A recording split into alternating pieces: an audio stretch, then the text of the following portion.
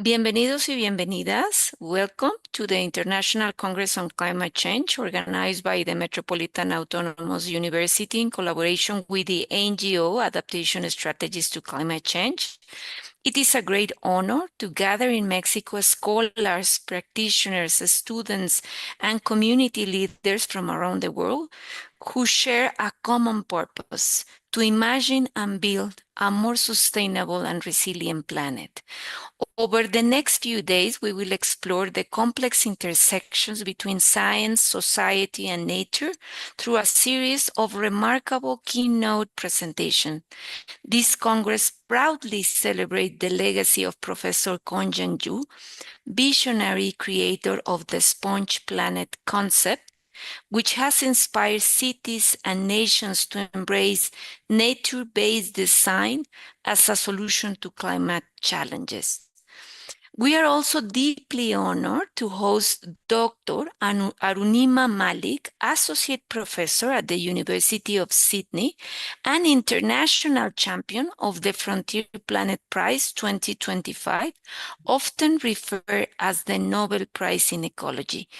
Dr. Malik, outstanding work in big data modeling for sustainability has redefined how we understand the social, economic, and environmental impacts of global supply chain and climate change.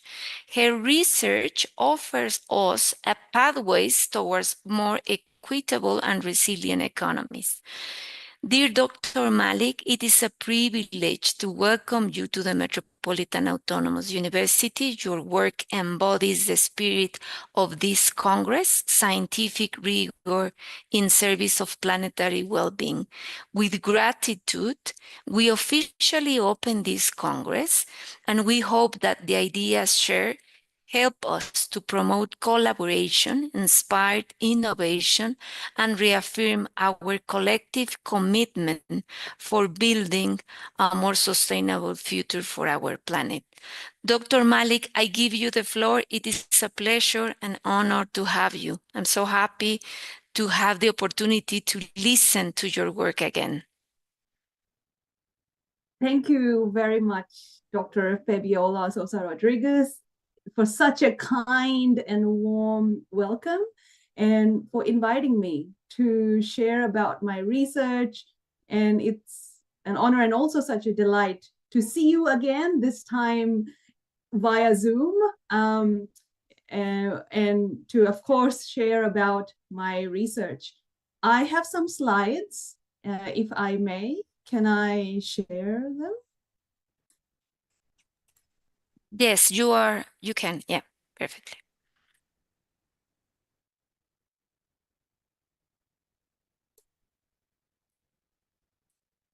So thank you again for the opportunity to share about my research in supply chain sustainability assessments, particularly in the context of international trade and United Nations Sustainable Development Goals. I am jointly working across two faculties at the University of Sydney, in the Faculty of Science, where I work with academics in the School of Physics, and in the business school in the discipline of accounting, governance, and regulation. So in the next 45 minutes or so, I will go through some of the work that I have been doing here with colleagues at the University of Sydney, but also in collaboration with the United Nations Sustainable Development Solutions Network about these so-called supply chain spillover impacts of international trade. The research angle that I take starts off by connecting the producers and the consumers. So it's based on this understanding that production and consumption networks are very much interconnected. The demand for goods and services results in production in different parts of the world.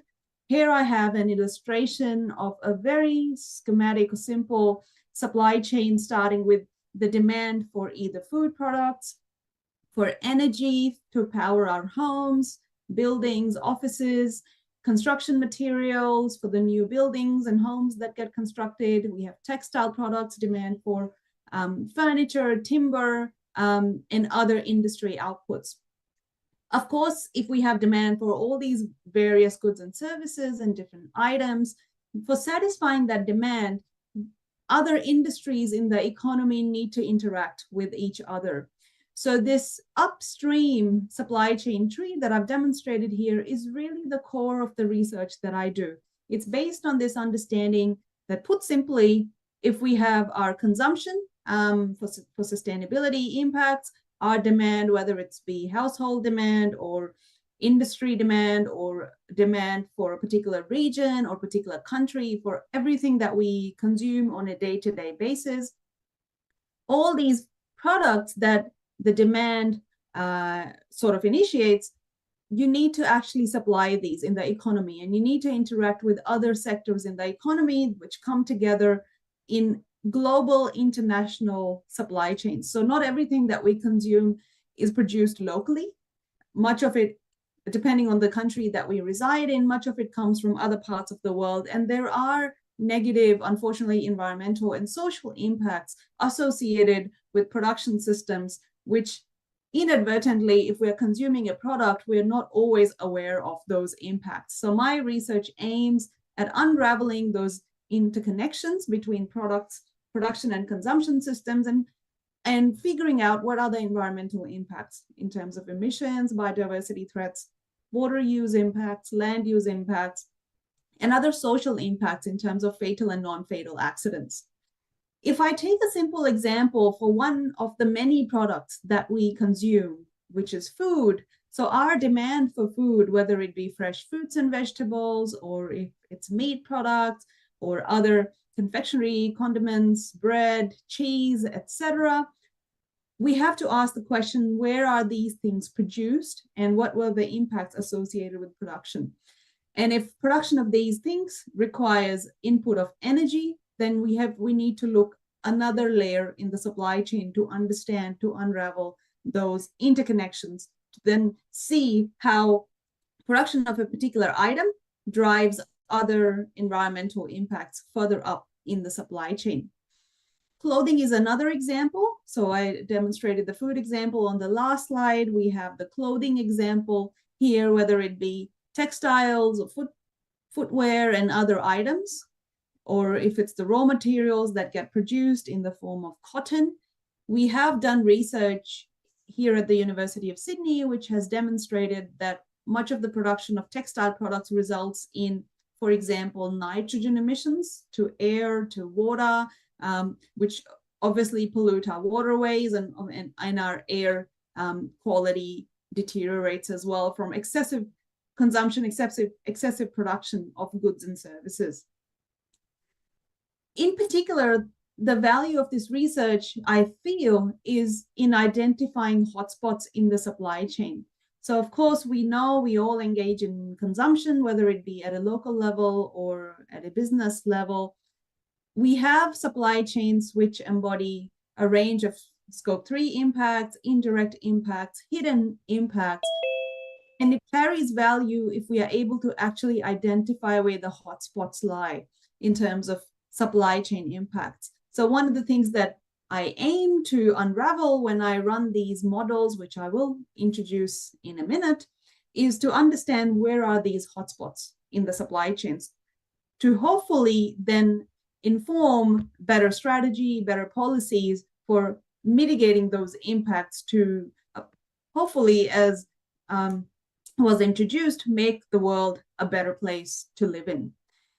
In terms of the impacts that we can quantify, we have environmental impacts in terms of CO2 emissions, water use, land use, biodiversity threats. For example, it has been documented that excessive consumption of certain items such as coffee results in habitat loss, which causes the habitat of spider monkey to be affected in the South American region. So it was one study that we did which identified that potential impact to spider monkeys.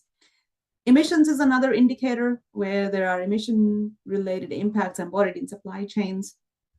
Another indicator which we have recently developed is the fatal and non-fatal accidents, where the data are publicly available from the International Labour Organization.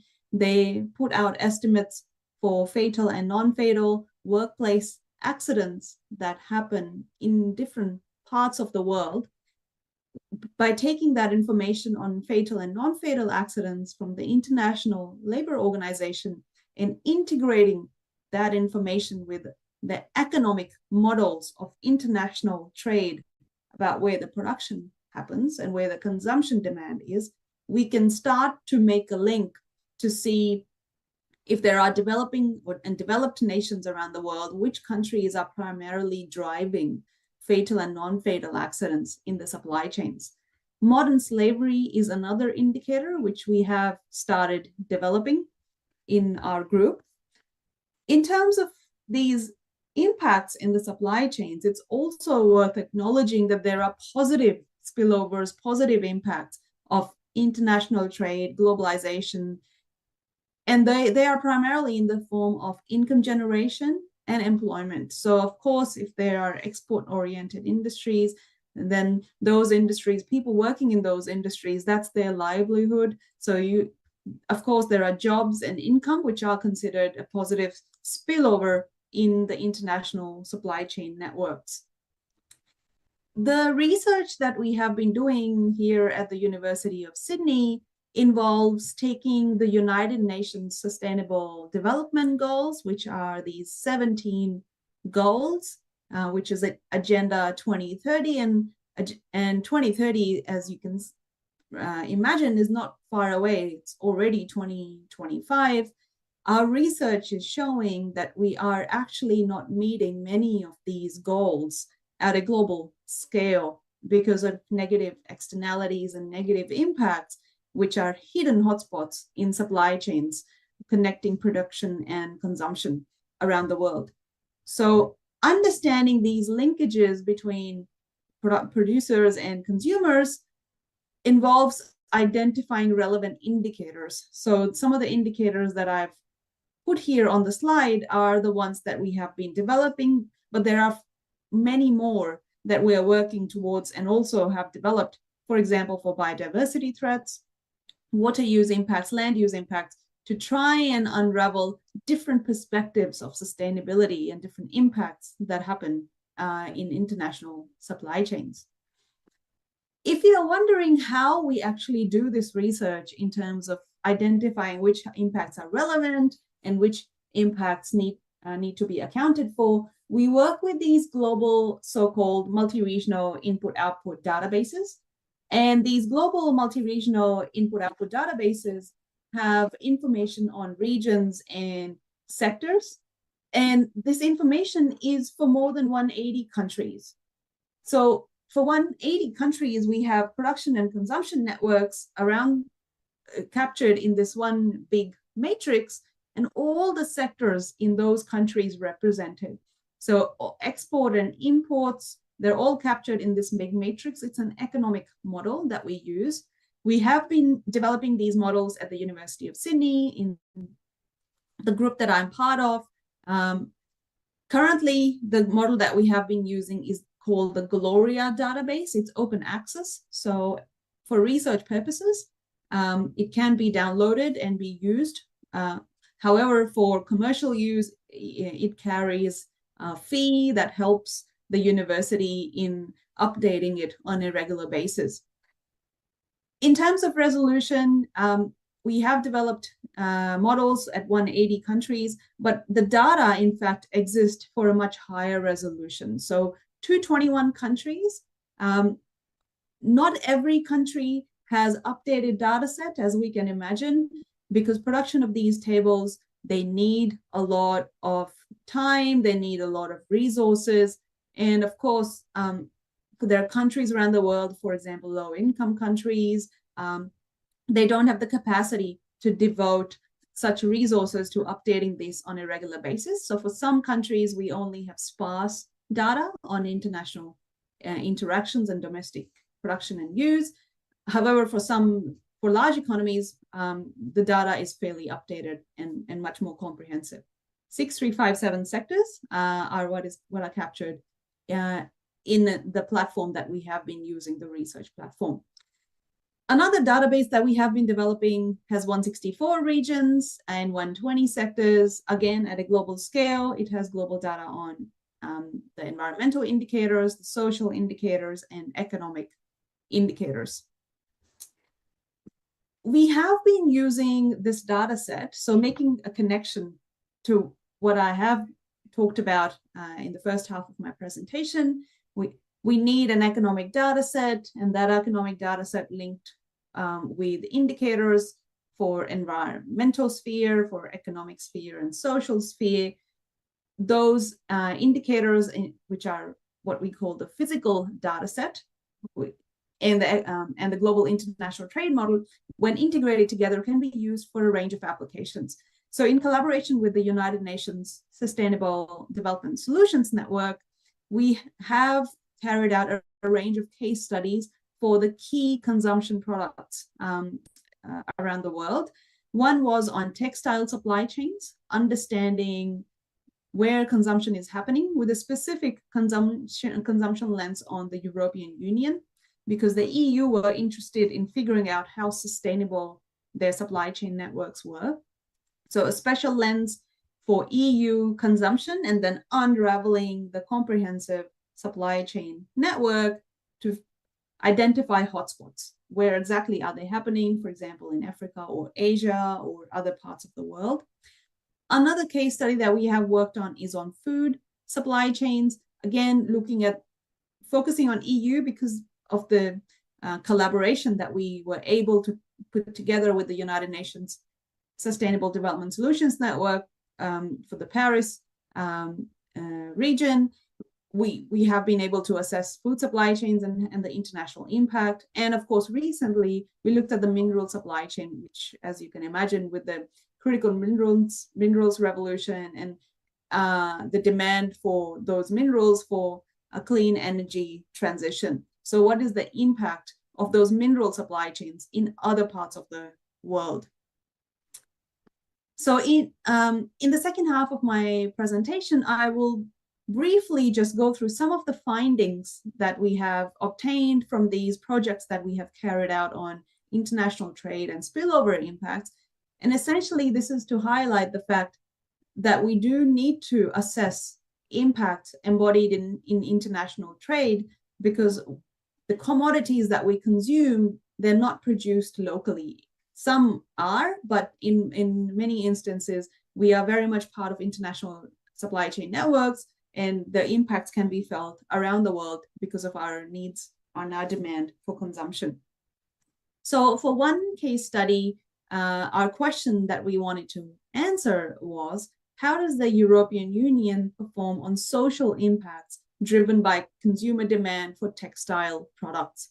So we looked at European Union's demand for clothing, footwear, and other textile products in terms of blankets, fairly comprehensive, encompassing all different forms of textile products that the European Union consumes. Then we figured out for the social impacts, majority of those impacts are happening in countries that are actually supplying those goods to the EU. So fatal accidents, unfortunately, a substantial chunk of the fatal accidents in the textile industries happen in China, in Bangladesh, where people are working in unsafe conditions for producing goods and services, which are eventually consumed by the EU. So those goods and services are consumed by the EU. So that's taking a consumption lens, but where are they produced? They're actually produced in countries around the world. For example, China, for example, Cambodia, for example, Bangladesh, for example, Pakistan, India, Sri Lanka, Tanzania, and so on. Non-fatal accidents, another indicator that we analyzed, and that was about taking production and consumption lens, where we start off with consumption happening in the EU, and we have different countries around the world providing commodities to the EU. Again, China and Bangladesh are coming up as key countries in terms of non-fatal accidents. And this primarily shows the key country in the EU that is driving the impacts. Most accidents in terms of the social indicator connecting international supply chains of EU and rest of the world happen in agriculture-related supply chains of developing countries. So these are these primary sectors where people, as you can imagine, are working in the agriculture sector in Bangladesh, in the textile production sector in China, in the textile and footwear production sector in India and other countries, where this production is eventually ending up to satisfy a demand of the developed world, in the EU. So majority of the impacts happen in primary industries when it comes to textile supply chains. One of the also useful things that we can gain from some of these international trade models is to see how further up in the supply chain one needs to go to identify the hotspots. So if you remember my very first slide, I had consumption down at the bottom, and then I had the first layer of supply chain and then subsequent layers on top. They are, in other words, production layers. You can start off with the first layer, which is the immediate demand for goods and services, and then further up in the supply chain, as we start to unravel, we can see that the impacts add up at every link in the supply chain. We can also delineate those impacts in terms of sector level contributions of the sectors that are primarily contributing to the overall impact, whether it be fatal accidents or it be non-fatal accidents. So in this graphic, I have done a comparison of the European Union as a whole and just isolating Germany as one of the countries which are the key contributors to this fatal and non-fatal accidents in the upstream supply chains in the developing world. The spillover impacts of food consumption, they don't just happen in Asia, but they also happen in other parts of the world.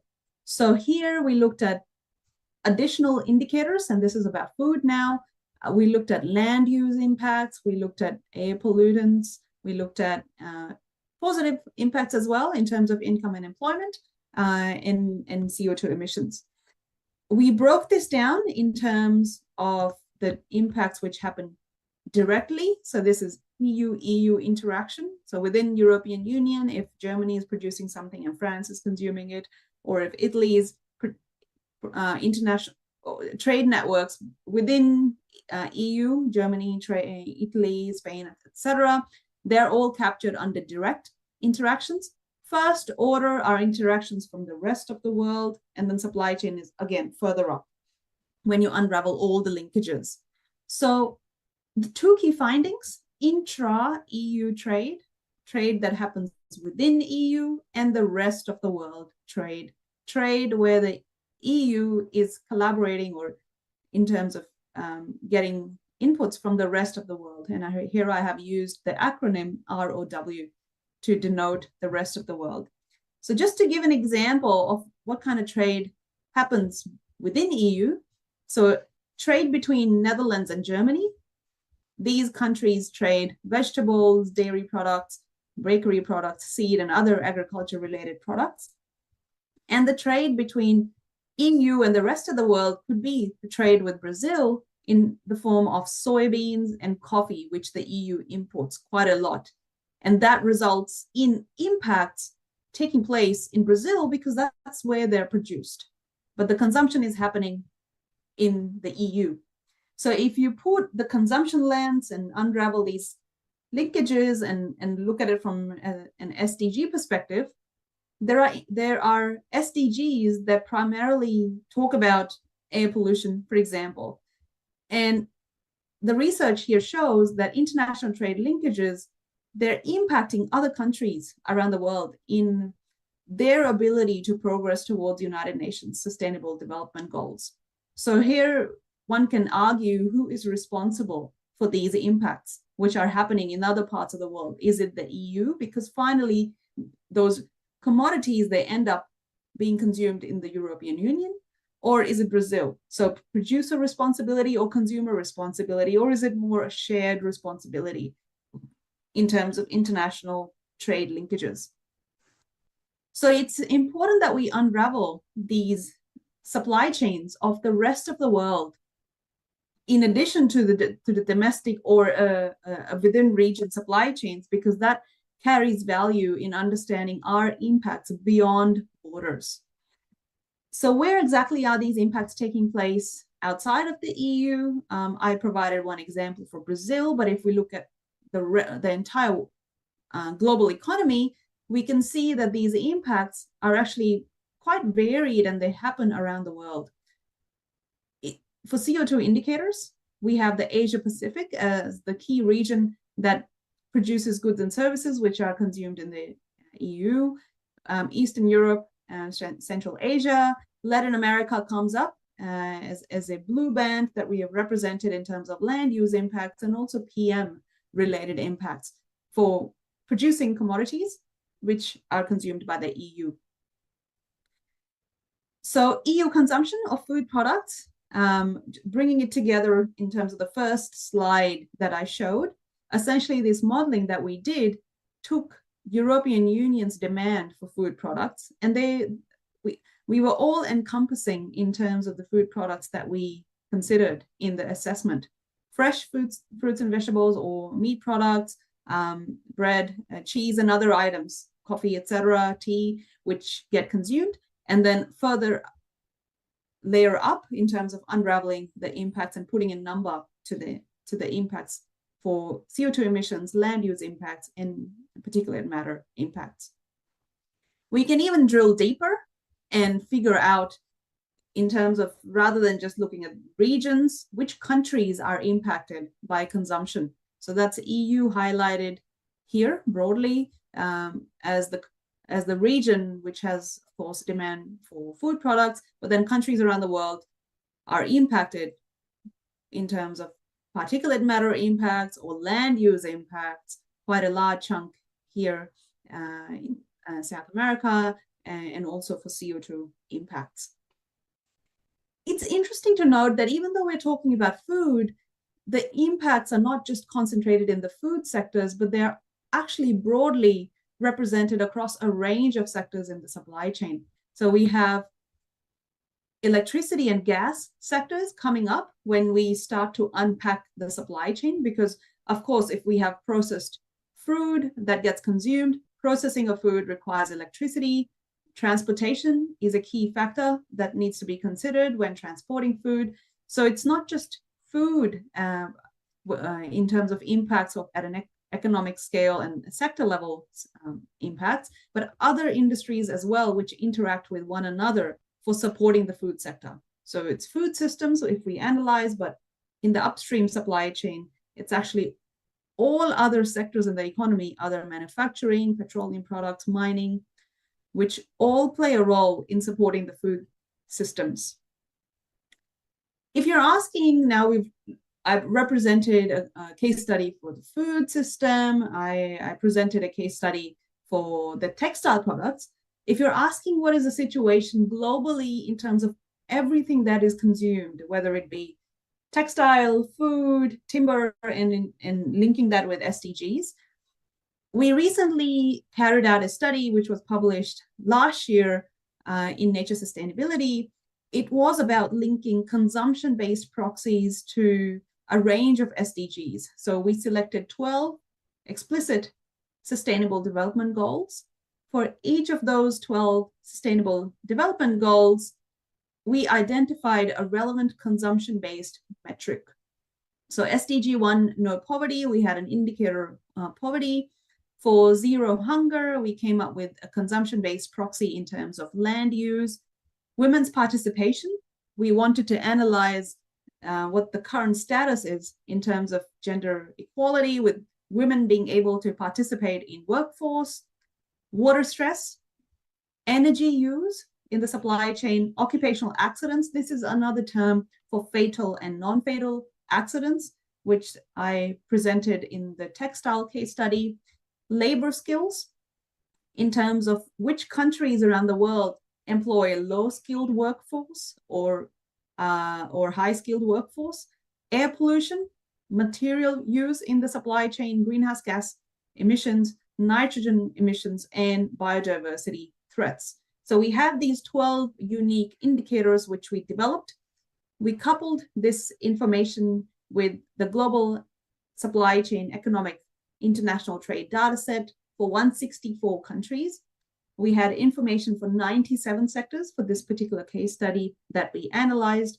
And then we had these 12 explicit indicators to understand at a global scale, what is the current situation? Are we really progressing towards the United Nations Sustainable Development Goals in terms of sustainable development, or are we lagging behind? And if we're lagging behind, which indicators are we lagging behind in? It was a time series assessment. We did this from 1990 to 2018 because it takes a while for the data to be made available for international trade data sets. So that was the period that we analyzed. It was pre-COVID. So it's worth acknowledging that our findings are pre-COVID. And the situation, of course, for some of these indicators has unfortunately deteriorated. For example, indicator 1 or SDG 1 in the COVID times.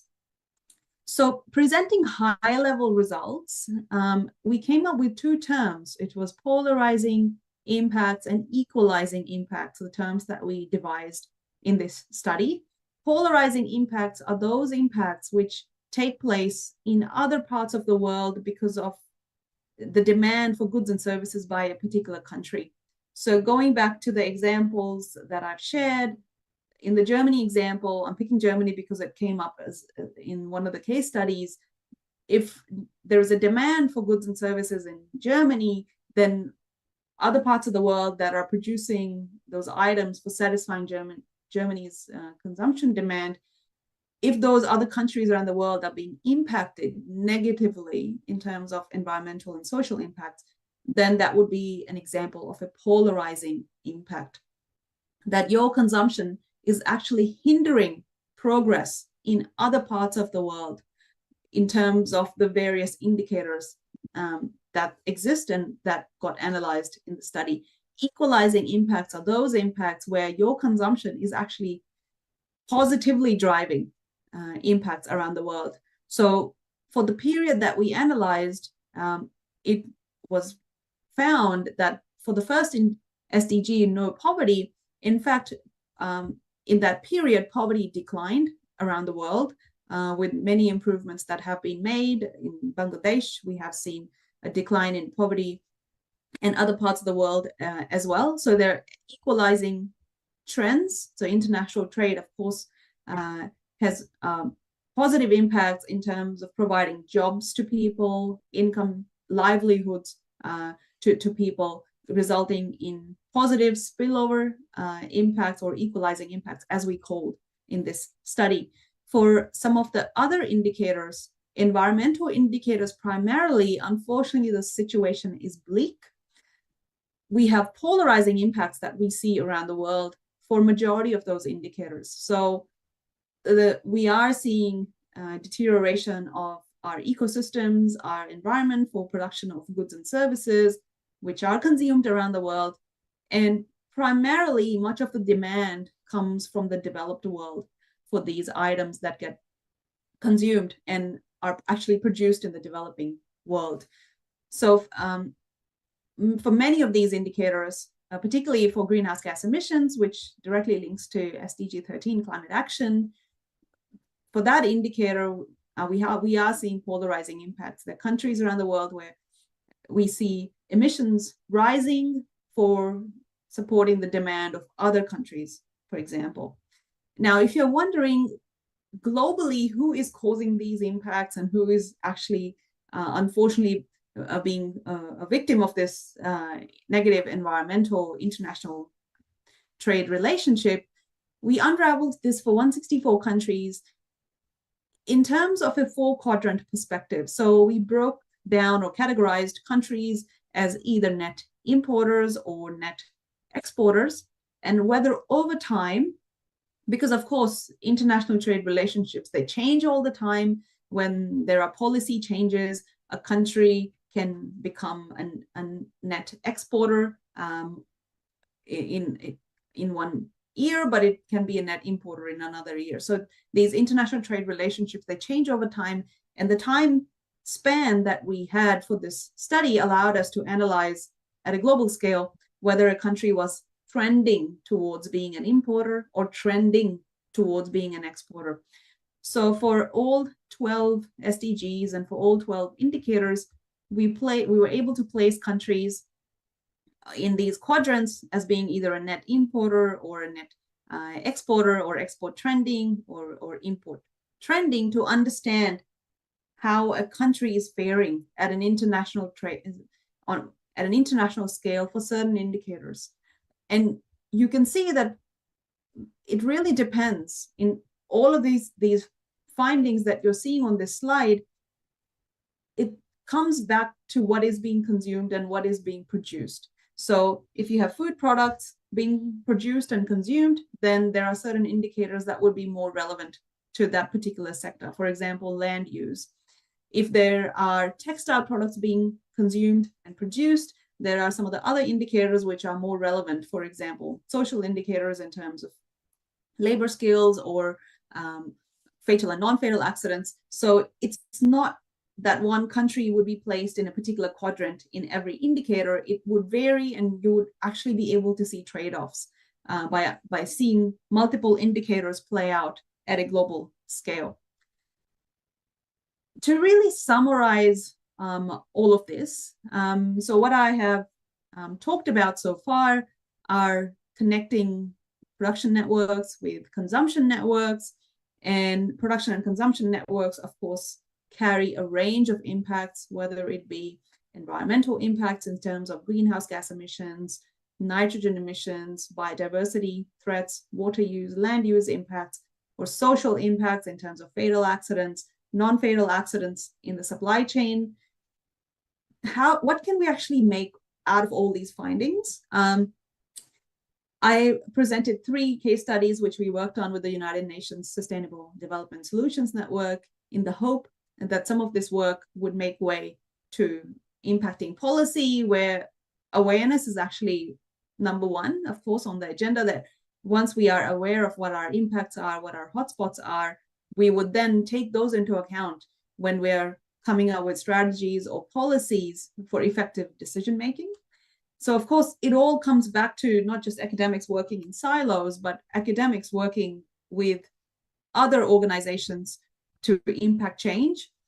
One of the key takeaways, which I thought from our research, was the importance of measuring spillover impacts. So spillover impacts are these effects that I represented in the many results that I showed, where a country's demand for goods and services has impacts in other countries. Spillover is a term that is used where it's spilling over in terms of spilling out of a particular country and ending up in other parts of the world. So we need to measure these impacts. I think it carries value to understand where the hotspots are in our supply chain and how sustainable our supply chains are.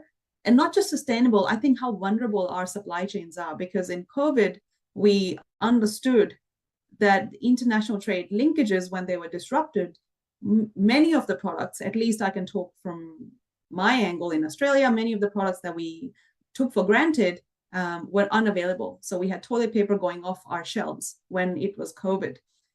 So that's an example of vulnerable supply chains, where an event causes our supply chains to be impacted, where things that we take for granted are then unavailable.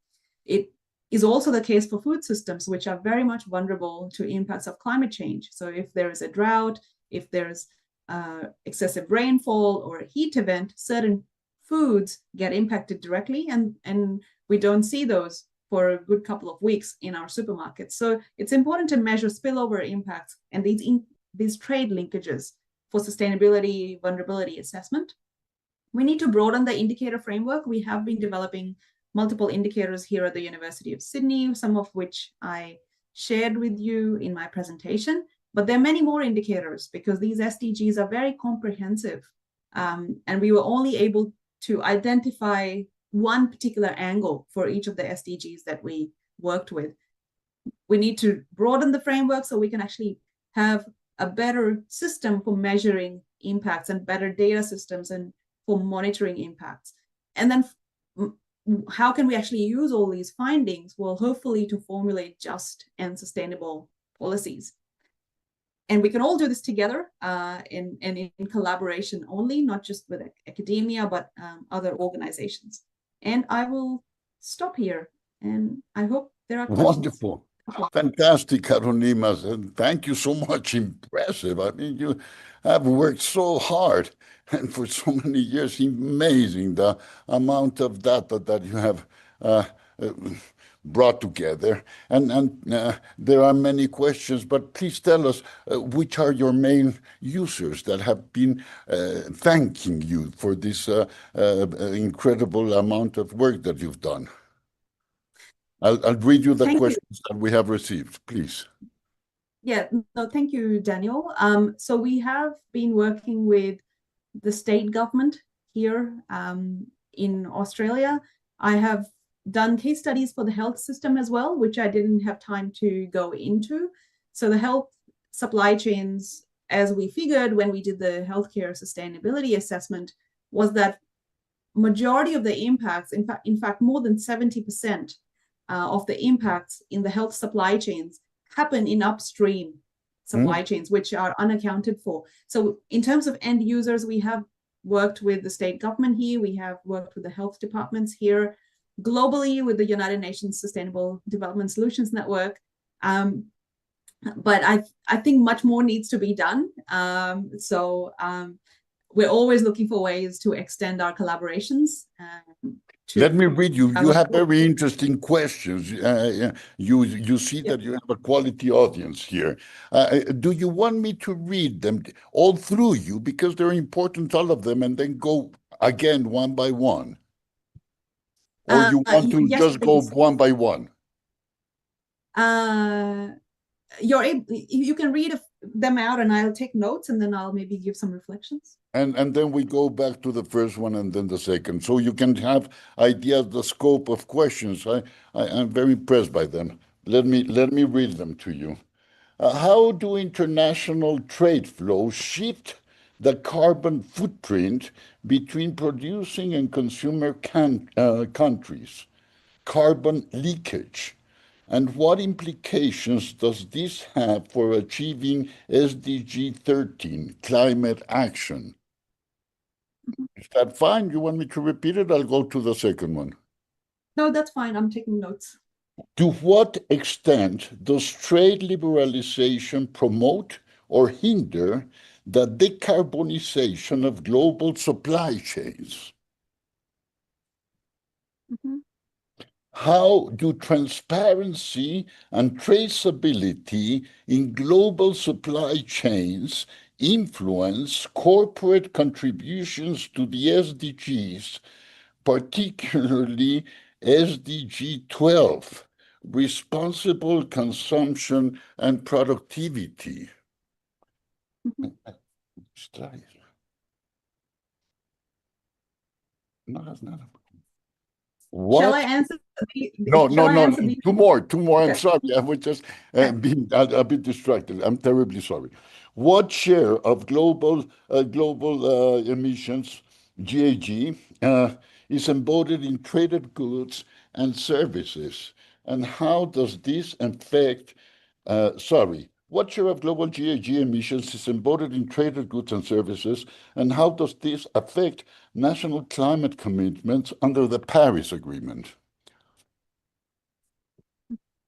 And then the last one. What are the best methodologies to measure the SDG-related impacts of international trade supply chains?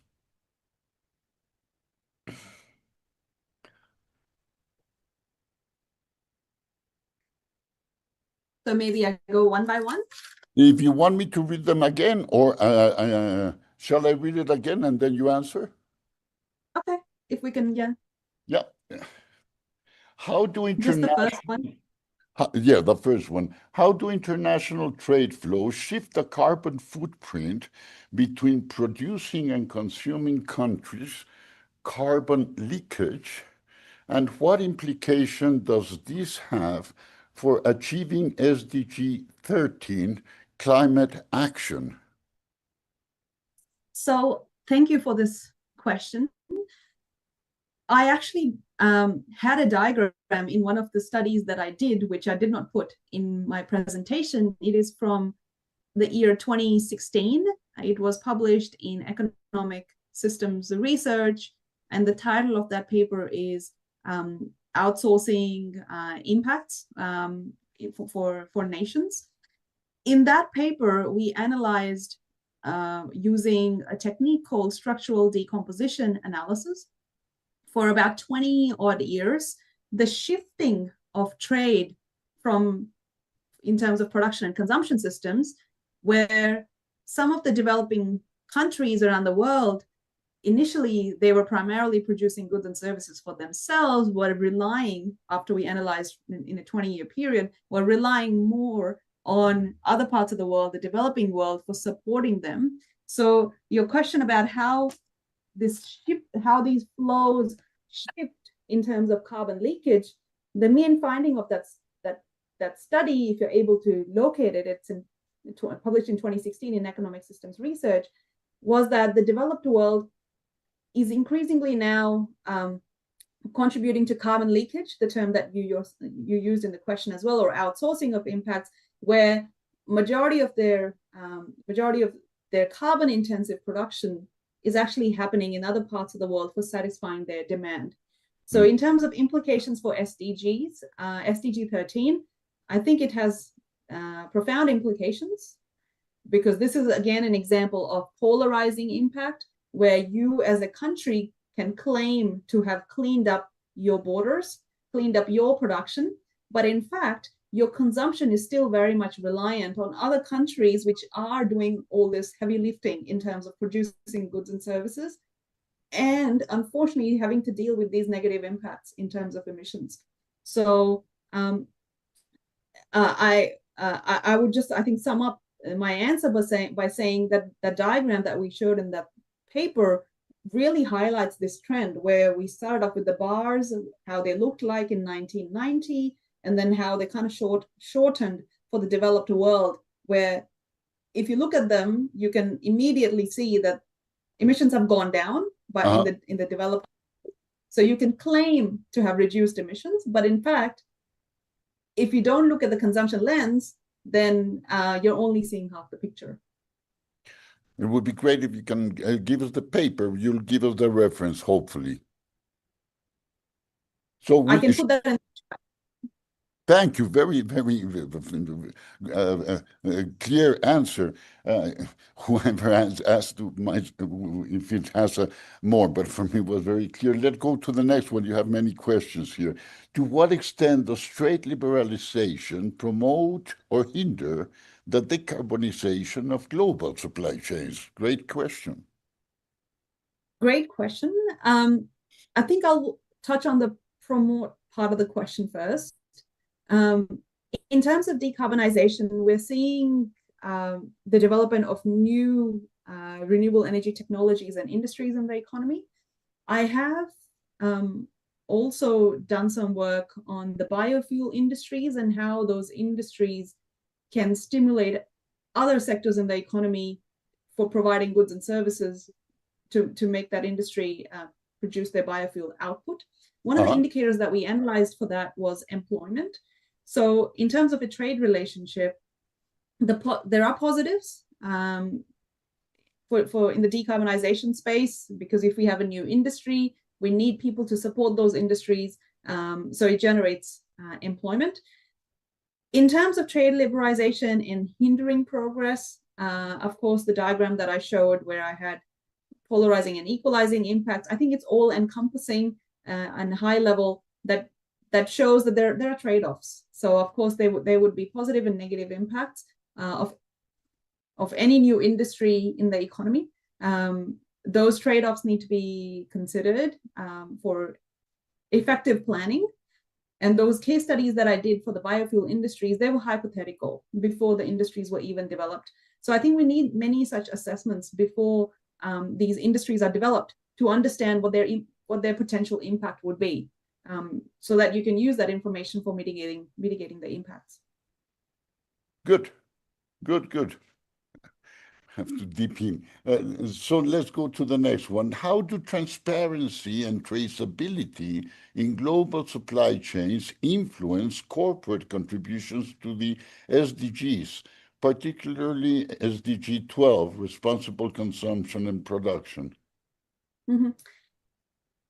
I think when we're talking about the corporate world, businesses very much need to come on board for effective climate action, because their supply chains are also embody a range of environmental and social impacts. We have been developing techniques here at the University of Sydney using hybridization of top-down models, their economic models, input-output models, with bottom-up data sets for businesses to help businesses understand their supply chains. So we have a regulation here which has come about for reporting purposes, where large enterprises, they actually need to report on their Scope 3 impacts. They need to unravel their supply chains and potentially tell us how sustainable they are in terms of where they're getting their inputs from. So traceability and transparency with these policies that are being implemented, at least I can speak for the Australian context, I think they're helpful because it drives business to take actions for understanding where they're getting their inputs from, and there are methodologies that can support this. And SDG 12, which is responsible production and consumption, I think that's really the core of this, because businesses, they have demand for a range of products which come from far and wide, and you need to be able to make choices in terms of how sustainable your suppliers are and have options to switch suppliers if one of your suppliers is actually it's unsustainable. And have you gone into the specifics that you mentioned on traceability and applying responsibility for guaranteeing if such codes or certificates of traceability? We haven't gone to the certification stage yet, but we have been working with businesses. In fact, we had a printing company here in Sydney. They wanted to understand how sustainable their supply chain are and what their impacts are. So we collaborated with them, where we used some of our models and their information to produce these production-led decomposition hotspot diagrams.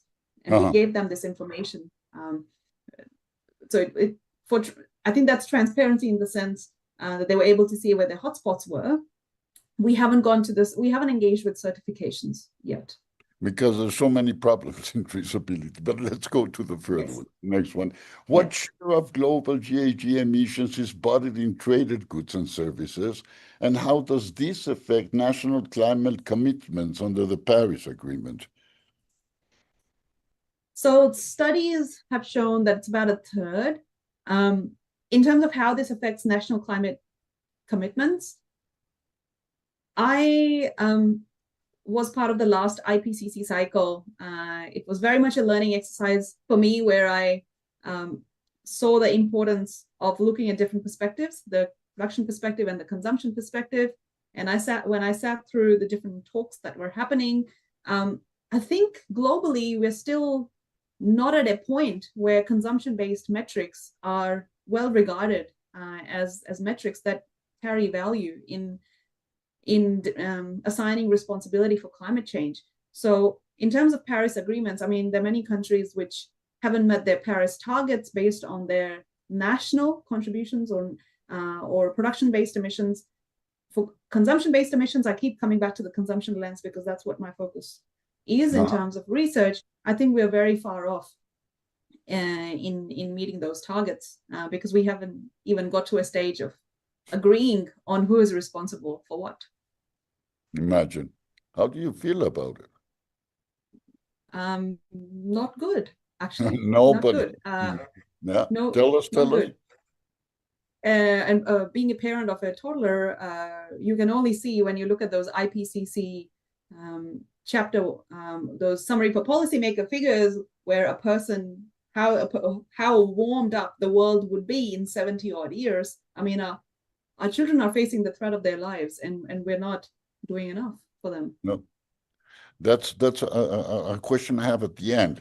But let's go to the final one that you received. What are the best methodologies to measure the SDG-related impacts of international trade supply chains, if you're so kind?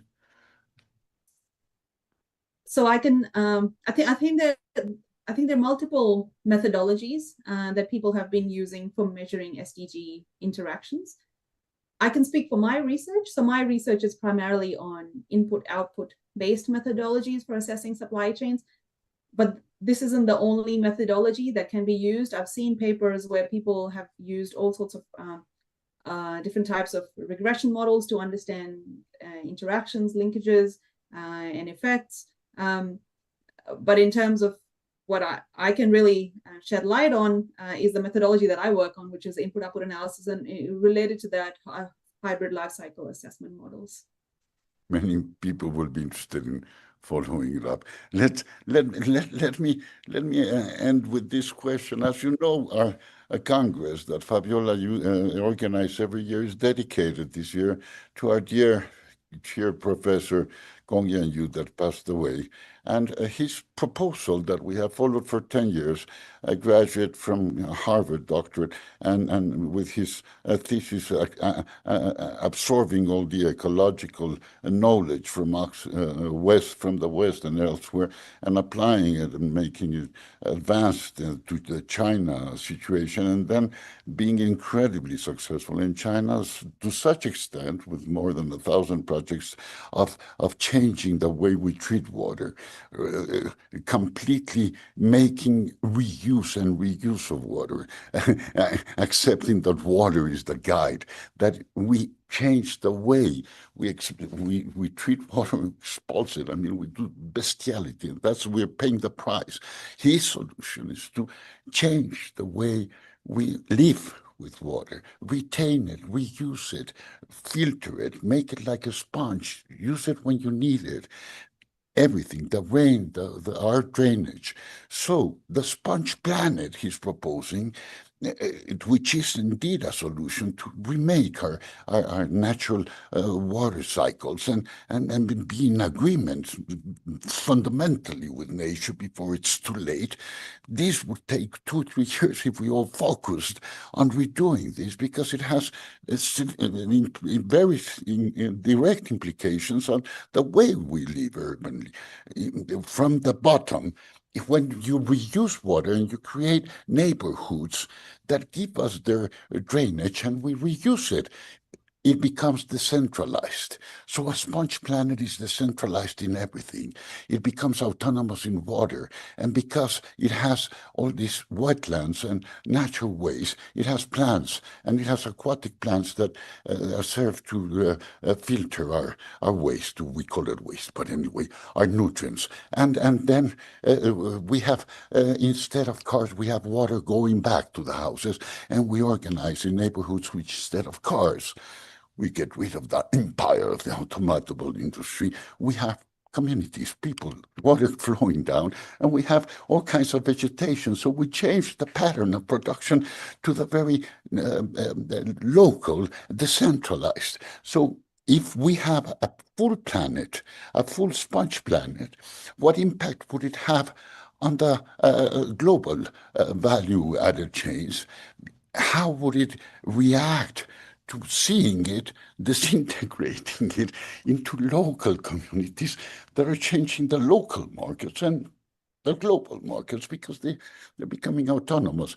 What would be your first reaction? And we would love to see what we would, work together in these terms of this is the solution, but it would be decentralizing the global chains. Thank you. Thank you very much for this pretty high level and comprehensive question. My first reaction here would be that I'll actually look up further on this. I quite like the term of sponge planet. So I'll further investigate on this term out of interest and out of curiosity. From an international trade perspective, when I think about international trade, I immediately think about the impacts that it embodies. So if everything is centralized, if everything is centralized in a way that all the humans within that central economy have a role to play in contributing to that centralized economy, where we don't have poverty, where we don't have hunger, where we don't have land use impacts, where we don't have water use impacts, and where we don't have emissions, then we'll be moving towards a more sustainable world. If that's my first reaction, but I think I'll probably need a bit more time to digest this. Decentralized. I want to make sure that you said decentralized, not centralized. What did you say, Arunina? No. Decentralized societies or decentralized communities? I meant communities which are self-sufficient in themselves. Self-sufficient. Oh, good. We're on the same. Let's go. Let's vote for Sponge Planet. Fabiola, it's all yours. Thank you so much, Arunima. Hope to meet you soon.